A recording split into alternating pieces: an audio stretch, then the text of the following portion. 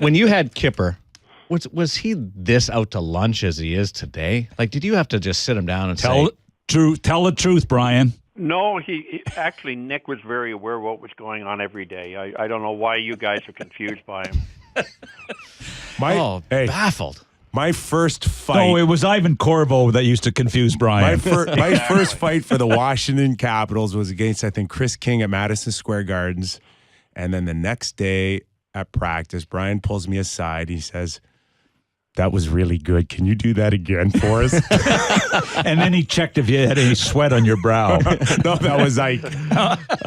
So Bryan, Toronto Maple Leafs tonight. Are you over the whole Daniel Alfredsson thing yet? Have you washed your hands of that? Well, how do you ever wash your hands of Daniel Alfredsson? He was a quality man for this organization, obviously a good player and a good captain, and it was disappointing to lose him. So I don't know whether there's a void there going forward, but there was a time he was going to retire. There was a time that we knew he couldn't play for us. So you have to get prepared for that, and we feel we've done that.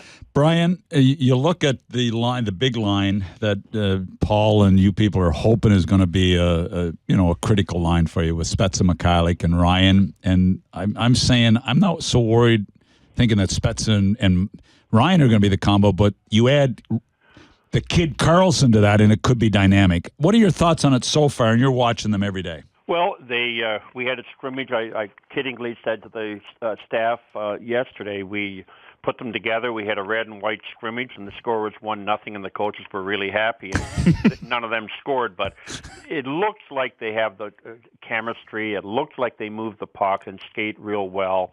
It's a matter of producing when you get a chance to play together. And I think over an 82-game schedule, they'll be a productive line.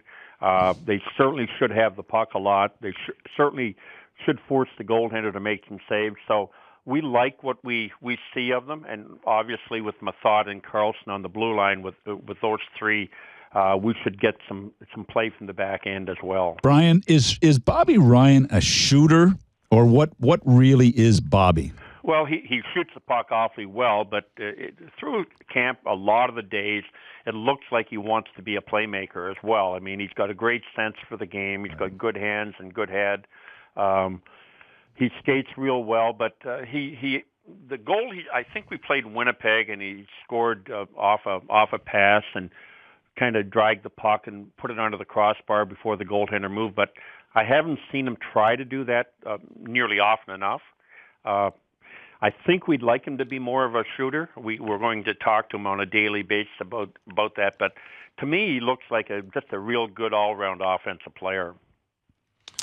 Bryan, last year I made a terrible mistake when I said you made one. Yeah, no, when I said you guys were cooked without Carlson and Spezza, and I don't know if the proper term is overachievement, but is this an apology? No, it's not an apology. I saved that for you. But going into this year with Spezza back, Carlson, obviously Bobby Ryan now, is there a danger now of being a little bit overconfident or feeling like we're so much better? Is there a way that you can guard against that and make the team feel like you're still in a battle here? We're in a battle, Nick. There's no question that we had a group of young people that come up last year getting their first chance to play in the NHL, really. We got the tag of pesky Sands, and they just played hard every night. They competed around the offensive net. We were able to come from behind on a number of occasions, when probably on a couple at least we didn't deserve to, but we won games. And now we get everybody back for the time being at any rate. You got to think you have to have the same characteristic, and that is work and go to the net and try to overachieve. We certainly know that this is going to be a tough year. We know for every team in our division it's getting tougher. You get Detroit coming in. We know Toronto are improved. We know that Montreal had a good year and have the characteristics of a good team, and then you have to worry about Boston and Buffalo, and so we're taking nothing for granted. I know that we should have got some experience from a year ago with our younger players, And I think that will pay off, but our good players have to still be our best players. Hockey Central at noon with Darren Millard, Nick Kiprios, and Doug McLean on Sportsnet 590 The Fan, simulcast on Sportsnet. Do you think you have a better chance of making the playoffs under the current format or the previous alignment? You only make the playoffs if you play well. So I don't think the alignment means that much. I think you just have to be on your game most every night, and whoever you have to play against, you have to win games, and that's the approach we've taken. Brian? Zdeno Chara, by the way, is calling in 10 minutes on Hockey Central at noon. Go ahead, Doug. That's good for him. Great. Listen, Brian really appreciates that. Brian, Brian really appreciate that update. Zibanejad, Wirkosh, how critical is it for the Sens that these two players take a step? I know, especially Zibanejad is a young kid, but is that critical that some of these guys even get better? Well, they both had a chance to have experience last year, and both of them were sort of up and down at times. They both looked stronger. Zibanejad skating very well. We think that he's a center iceman, but Paul did put him on right wing the other day in scrimmage, and he looked very good there. He looks like he's getting up and down the ice better and shooting the puck better. And Patrick Wirkoch has taken a huge step. He's going to be, I would think, in our top four now. He's stayed here for the summer pretty much. Him and Kyle Turris put a lot of time in the gym, and it looks to me like he's ready to be a good player for us. He's got a good head for the game. But you're right, Doug. If they don't take a step, then our team is what it was last year, and that may not be good enough. Hey, Brian, when I first heard that Jason Spezza wanted to be the captain, my first thought was, you're coming off an injury here. I mean, be careful what you wish for sometimes. Have you sat him down and really discussed, how much more he wants to add in terms of what's needed on and off the ice, or is it just a matter of him going out there and producing first and foremost? No, it was a process, Nick, that we went through with several of our guys. We think we've got a very capable core group here that provide leadership, but certainly we sat down with them. We indicated that, we asked questions. I think that's the best way, and we had them respond to it.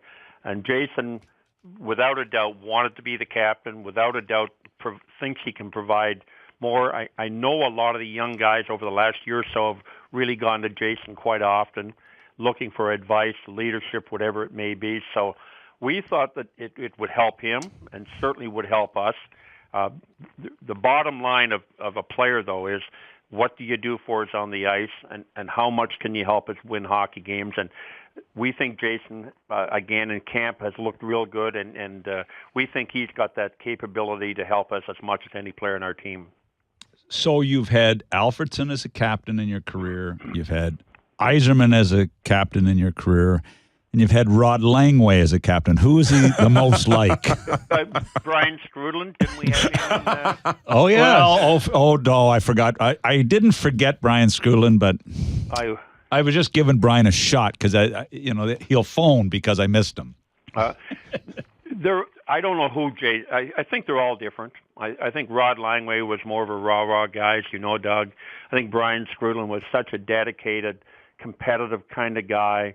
Yzerman was a star, and when we got to Detroit, and he was a 21, 22-year-old, and just kind of figuring out his way in the league as an individual player.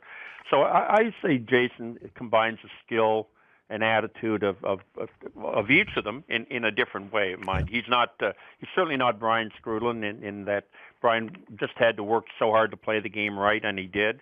But I think he brings ingredients that we really want and like here, and he's a good example for a lot of our young players. Before we let you go, I have to get your opinion on John Scott going after Phil Kessel the other night at that face-off. I hate that fighting, so I don't want to really comment on that. Especially if it's somebody going after one of the Leafs players. You hate it in particular. It's abnormal that happens, and I wouldn't even pretend to know what was said and why it happened, but we just have to handle it, and it is a Leaf player that plays pretty well against us, so he got the last whack in anyway, from what I saw. Oh yeah. And Jill this summer was distraught watching the best fights of coaches having against each other on the bench, and she saw you and Lindy going at it, and it ruined my night having to listen to her as to what you two were saying to each other in that fight. We were just actually talking about the days in Florida. Really, that was all. And he was sending a message, and I guess in turn I tried to send a message. It's always fun catching up with you. You give it as much as you take it, so we really appreciate it. Kippy was a pain in the ass, O'Brien. Admit it. Appreciate it. Talk to you. See you later.